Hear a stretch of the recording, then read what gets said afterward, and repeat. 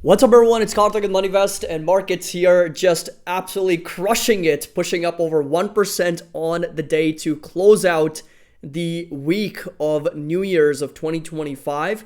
And we're still down on the week. S&P 500 is still down about 0.5% this week here, but we are, of course, up as of 2025 has started. So officially in 2025, year to date, we are actually green for both the S&P 500 and the NASDAQ. So this right here is what the heat map looks like. Tesla with a absolutely staggering rally up over 8%. A lot of technical rebound coming in. I actually shared my technical chart on Tesla in our Discord as well. Nvidia also going up over 4.4, 4.5%.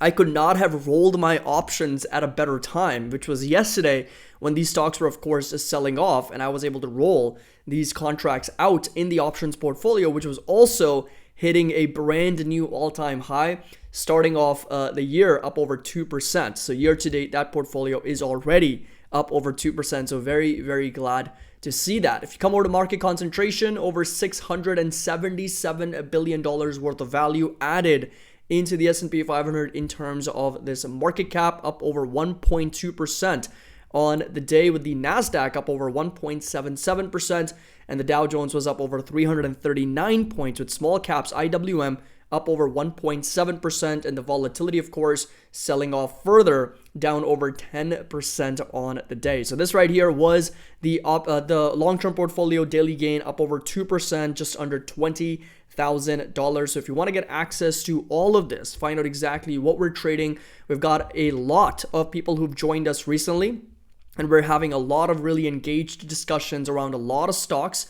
And we're also going to be having our private members only update and video live stream this weekend. So this weekend, I'm actually flying back to Dubai, and we'll be having our private live stream going over 2024 recap. And then also 2025 will list down all these stocks that we need to pay attention to for this year. So if you want to join us for this webinar, which is going to be a live stream with everybody, link's going to be down below if you want to join for our MoneyVest community. Again, get access to all the MoneyVest website and of course the trade alerts, as well as all the options portfolio, long-term portfolio updates also available. Also want to mention, make sure that you do subscribe to the channel. 36% of you guys that are watching the content are not subscribed. That is a shame. So about a third of you guys watching the channel are not subscribed. So make sure that you hit that subscribe button and also share the video with your friends and family so we can have a more lively discussion and have more people join us. And it's really word of mouth recommendations like this that help us grow our channel. So thank you so much. Really appreciate that. So NASDAQ here, 19,621, so up over 1.77%. This right here is a support level that's getting validated very, very nicely. We did see some outflows in the money market funds over the last couple of weeks of 2024. So about $42 billion outflows. I mean, that would explain a little bit of the selling pressure. But bottom line is there was, of course, a lot of profit taking. There was a lot of year-end rebalancing and tax loss harvesting that I mentioned. And there's a lot of other factors, including the idea that after the Federal Reserve, the FOMC meeting, when there were fewer cuts in 2025, that's what they essentially told to the market. That also created a little bit of concern going into this year, with inflation also on the move higher, with also accelerating back up. So speaking of inflation, if you come over to our calendar, so let's just go over to the market calendar. If you go over to the economic calendar, we do have the unemployment numbers coming out next week. So January 10th is when the unemployment numbers come out. But if I remove for low impact items, in fact, actually, if I keep the low impact items, if I scroll down a little bit, you'll notice that we did have the ISM manufacturing employment numbers that did improve on the day today. So we actually got ISM manufacturing PMI over here at 49.3 versus an estimate 48.4 and a previous number of 48.4 as well. So that is a pretty nice improvement. Again, these numbers need to be above 50 in order for us to actually understand there's expansion in the economy here. And then of course, if you take a look at mortgage refinancing index, we are sitting at around 395.1 versus 617. That's the number of applications. And then week over week, actually, it was a 12.6% decline. So still, despite having mortgage rates at almost 7%, nobody's actually biting to finance their home or refinance their home or take on a mortgage. And finally, initial jobless claims came in around 211,000. Continuing jobless claims came in at 1,844. So again, you're starting to see that number be very, very low. It's kind of leveled off, and jobless claims are one of the early indicators, is about as close to the recent data as we can get about a recession. So there's a lot of concerns that are still prevalent in the economy among investors, whether we are going to see a recession in 2025 or not, what's going to be the situation with inflation, and of course, what the Federal Reserve is going to do with interest rates moving forward. And the Fed meeting is also coming up. That's going to be towards the end of January. So if I remove for medium, low impact items, go all the way to the end of this month, because like we don't have the calendar yet, but January 24th is how far we can go to. But January 30th, I believe, is when the next Fed meeting takes place at the moment. Now, one more thing I want to mention is crude oil. If you take a look at crude oil prices, we are now at over $74 a barrel. So this is actually starting to increase, and it broke out from this resistance of 73.40 more recently. So that actually is going to turn back into a support for crude oil. And the next target, the next resistance that we're watching is going to be all the way up to as much as $77 per barrel for crude oil. And the reason why this is so important is because this is what controls energy, right? Energy prices very much dependent on crude oil and natural gas. And if this starts to go up again, the one area where we were seeing deflation in inflation, which was energy, is starting to move back up. And that's really what's going to accelerate inflation potentially back higher. And if that happens, of course, the Federal Reserve is going to be in a bit of a dilemma, whether to raise rates, cut rates, or to do nothing. So keep a close eye on crude oil, a very, very important indicator for inflation. Volatility coming back down almost 10%, back down to 16s. And we, of course, did have the market breadth improving a little bit. So if you come take a look at the percentage of stocks trading above their 20-day moving average, we're now back up to 22%. At one point, we were down at 7.7%. So this market breadth certainly improving a little bit as the markets have come down, as there's been a little bit of selling pressure and we've come into a dip. And of course, the S&P 500 percentage of stocks trading above their 50-day moving average is still at 22-23%. From 200 stable moving average standpoint, we're still at 54-55%. So still a little bit over half the market is trading above its 200-day moving average, but the other half is still trading below it. So market breadth certainly improving a little bit on a shorter time frame. And today was, in my opinion, a lot about technical rebound, a lot of inflows coming back into the markets. January historical seasonality we have already studied has seen the most amount of inflows in ETFs and mutual funds, and also talking about the last 4 or 5 trading days of December. If they are really bad, if they are red, then January 100% of the times has rallied and has been a very strong month. So keeping a lot of those historical analysis intact, January can still be a very strong month. Even though we are starting off with the S&P 500, in this right here is really going to be a January 2nd candle up over 1.6%. So we are starting off very, very strongly. So we'll see if this continues for this month or not. But on the week, we're still down about 0.5%. And of course, not to mention on the day, the NASDAQ up over 1.77%. If you come over to the S&P 500, we're also starting to see a little bit of a head and shoulders fully formed with a neckline sitting at 58.65. So this right here, left shoulder, a head, and a potential right shoulder, and this right here is the neckline for S&P 500. So you tell me, take a look at this chart and pattern, you tell me this is not a head and shoulders that's formed really well. But of course, there's buyers stepping in. There's a lot of support right here. That's the green sort of rectangle at 58.65, 5900. The S&P 500 is validating, and of course, the next resistance and target is going to be sitting put all the way up to 6,000 points on the S&P 500. Talking about the NASDAQ, same thing. We're starting to see a very nice support here. No head and shoulders pattern for the NASDAQ, but definitely still a lower high and a little bit of a consolidated support in and around that 19,250 level. So this could be a little bit of a descending triangle. And the way that works is if you simply look at this right here as being the support right here, and then if you simply mark out a line, which is going to be looking like this, this is a little bit of a descending triangle as well. What that simply means is that there is some selling pressure. The buyer weakness is very strong because we're not able to go as high as we did the previous time. And there is some lower highs forming. There, right there is the descending triangle. Now, historically, there's no clear studies, suggesting that it's going to break to the upside or break to the downside. But historically, this has really shown us some weakness in the market. Now, look, today was fantastic, and I just want to be very clear on the record that today was fantastic. I loved it. The portfolio was up over, almost 20,000. The options portfolio was hitting a new record high on the back of Nvidia and Tesla.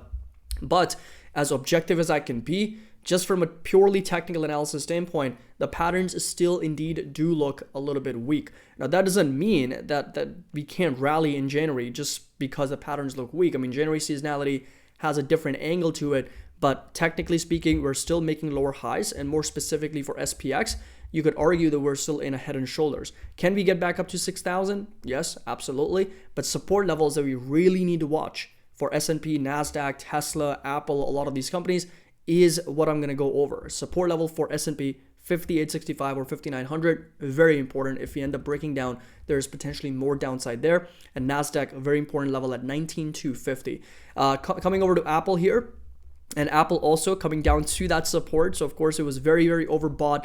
As you can see that we hit an all-time high at 259, 260. RSI came down. There was a lot of negative divergence. So you can see the RSI actually making these lower highs where the price itself continues to make these higher highs. So that right there is a negative divergence. And now Apple officially down a little bit over 6.7% from its all-time highs, with the RSI MACD and the L3 banker oscillator also coming down. Very strong support sitting roughly here at 240s for Apple. Very quickly, coming over to the MoneyVest index as well. We are back over 3, so we are back in the neutral zone for the MoneyVest index. We were, closing out the year with a second buy trigger of uncertainty at 2.97, and of course, starting 2025, we're back over 3 after the first couple days of trading. And again, market snapshot, we've already gone over. Very, very green heat map. And if you take a look at the individual stocks, Tesla is no longer in a bear market. We're back in a correction, only down 16% from all-time highs. Then if you take a look at Nvidia, in a pullback, down about 5.5%. Apple's in a pullback, down about 6.4%. Microsoft's in a pullback, down over 9.6%. Google's in a dip. Amazon's in a dip. Perhaps the only two stocks that are still well within 5% of their all-time highs. Advanced Micro Devices really struggling, still in a bear market, down almost 45% from all-time highs. And then we've got, of course, Broadcom and again, Salesforce and Meta Platforms all in a pullback, well within 10% of their all-time highs. And Dow Jones in a pullback, NASDAQ's in a dip, S&P 500's in a dip also right now. So Apple, keep a close eye at that level. Now coming over to Tesla. Tesla has a very strong support here at 375. And this is exactly what we talked about in our Discord, as well as my previous update. The only way Tesla would have hit low 300s, right? And again, these are not predictions. If you guys go back and watch the videos, you'll notice me say if this level actually breaks down, or if this level actually breaks out, then there's possibility for more upside or downside. And in Tesla's case, this right here, 375, 370s was a very, very important level. We got tagged at this level yesterday at 372, I think was a low. So if you come over to this candle, low was 373. And then this right here was January 2nd, also yesterday. The low was 374, and this right here is today's rally. So, of course, getting a nice little technical rebound, pushing right back up. But this right here is the support, and we're still very much in the context of a downtrend. So you can see this lower high and this lower low. So it's possible that we go up to this level right here, which is going to be sitting roughly at 425, 426. So that is a potential target. Now, if we break out of this downtrend, right, that's the entire analysis here, is that if we break out of this downtrend and of course get back up to 485 and 490s, then of course new all-time highs and a breakout above that level is very much a possibility. But for whatever reason, if we are trading inside this downtrend, we come up to this resistance, get rejected here, which is 425, 420s, and of course start rolling right back down, then this support is once again going to be in huge question. Are we going to validate 375, or is Tesla going to finally break down below this? Then low 300s is a possibility. That is exactly what we're trying to assess here. But again, I want to be very clear, because a lot of times people comment on my previous videos, oh, you said $300 and look where we are at 410. Well, look at the pattern. Look at the overall chart. This is a downtrending channel. This is a lower high and lower low pattern. We certainly can bounce in a downtrending channel, right? That's the whole point that I'm trying to make, is this is the next target. This is the next resistance at 425. And if this level gets a breakout, fantastic. Nobody would be more happy than myself. I have a lot of Tesla shares. But if we get a rejection here, then next support, once again, 375. And then the real question is if this level is going to hold up. If not, more potential downside is on the way. If we hold up this level really well, if that's the consolidation pattern, that's where the demand is, fantastic. We consolidate until we get ready for that next leg up, for that next breakout. But that's the entire chart that I really wanted to go over and kind of help you understand what is the potential outcomes. Now for Amazon, you'll notice again, we're making a little bit of lower highs and a little bit lower lows as well, you could argue. So, you know, in a nutshell, yes, this is still a little bit of a downtrend. As you can see that it continues to trade in this pattern here with a very strong resistance at 233. We're finding some support here at around that 218, 217 level and a much stronger support at 216. So keep a close eye at these areas of support for a lot of these stocks in case we get a breakdown. Then of course there's more potential downside there. But overall charts are very much suggestive of weakness. Like, I'm going to be very honest. Yes, today was fantastic. Yes, a lot of stocks rallied today, but overall charts are very weak from a technical analysis standpoint. Unless we break out, we're still within the context of a bit of a downtrend. Coming over to, let's see, Nvidia. Nvidia is perhaps the only one that is showing signs of breakout, because we are breaking out of this previous lower high and coming up to this next resistance at 144. So you'll notice that we got rejected here, and right now we're coming back up to this resistance here. So that is an area of resistance. And of course, a lot of buyers stepping in here in the support levels here, and of course here. So a lot of buyers stepping in. And again, the overall pattern really for Nvidia has been a lot of consolidation in that range. So it's really been trading sideways, and now it's coming up to that resistance. If you do end up, let's say, breaking out, I could see a retest and then another retest back up to all-time highs at 149, 150. If for whatever reason we get rejected here, then of course the support level is going to be staying put right there in the 130s again. But of course I did, rolled over my calls to 135. So that's a strike that I actually have on my Nvidia position in the options portfolio. And so I am 135 fully participating in the rally, plus the premiums that I've collected along the way obviously increase my sale price even further, but that doesn't expire until July. So again, if you want to get access to all the trade alerts, options alerts, long-term investing alerts, not only me, but a lot of our experienced members are also sharing what they're doing.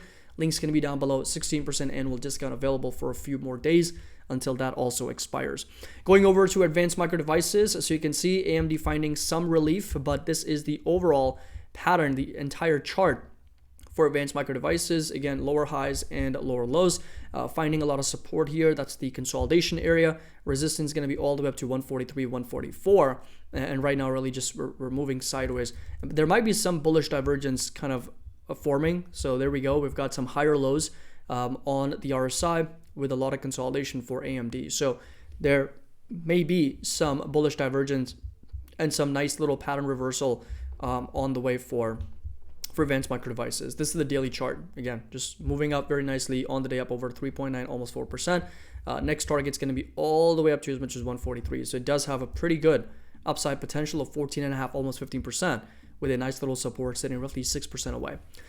Next up, we've got PayPal and Visa. So PayPal here on the day also pushing up 1.6%. Again, consolidating sideways. So this right here has really been the overall pattern for PayPal, with a very strong support sitting right here at $84 and a little bit of resistance sitting right there at $90.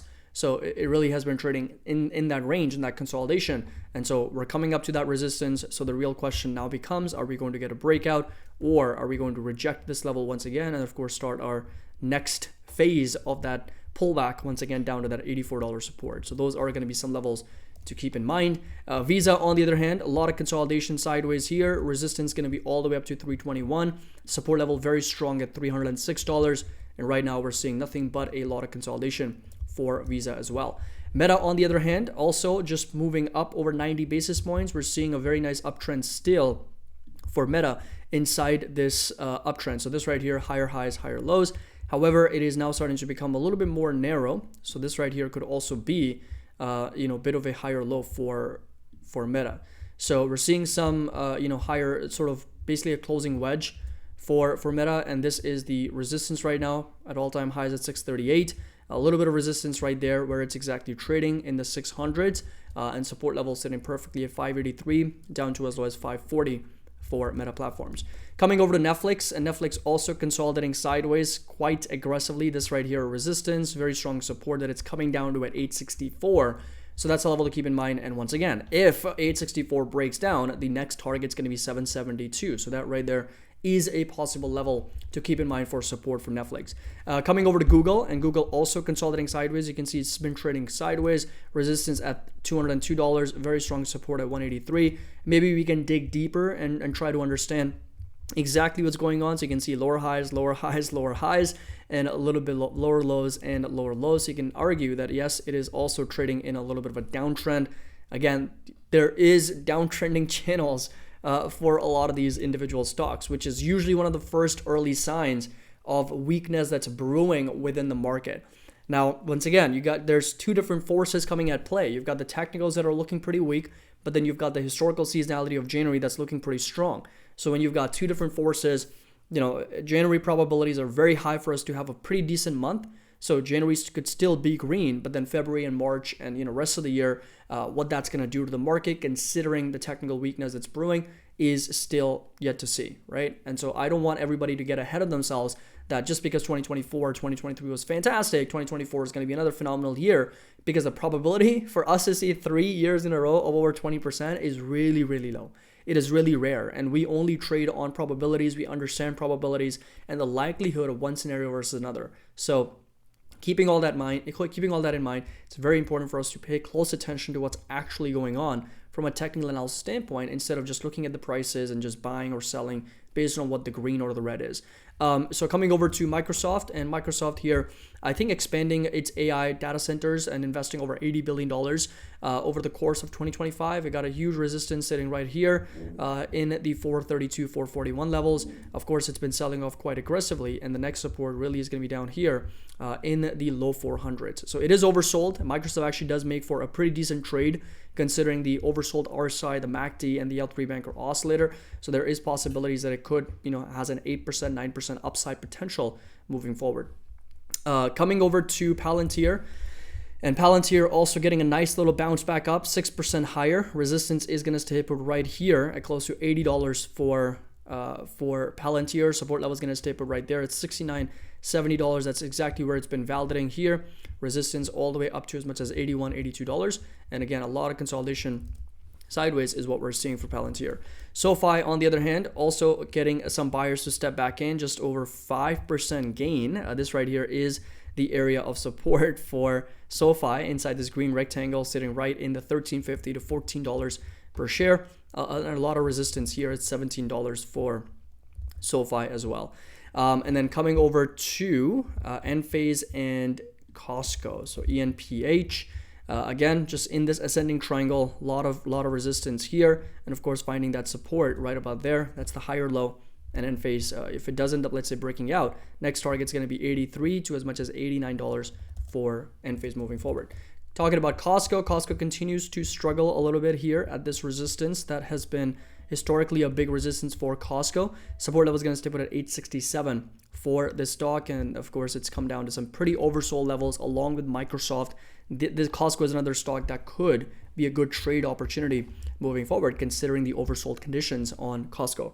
So hope you all enjoyed this video and a complete update on the market. So again, link's going to be down below if you want to join, of course, be a part of our MoneyVest community. There's a 16% annual discount. You get access to the entire MoneyVest website, all the trade alerts, all the portfolio updates, as well as Discord access and members only private videos. So link's going to be down below. Would love to have you on board. If you have any questions, feel free to reach out. As always, happy investing. I'll see you all in the next video.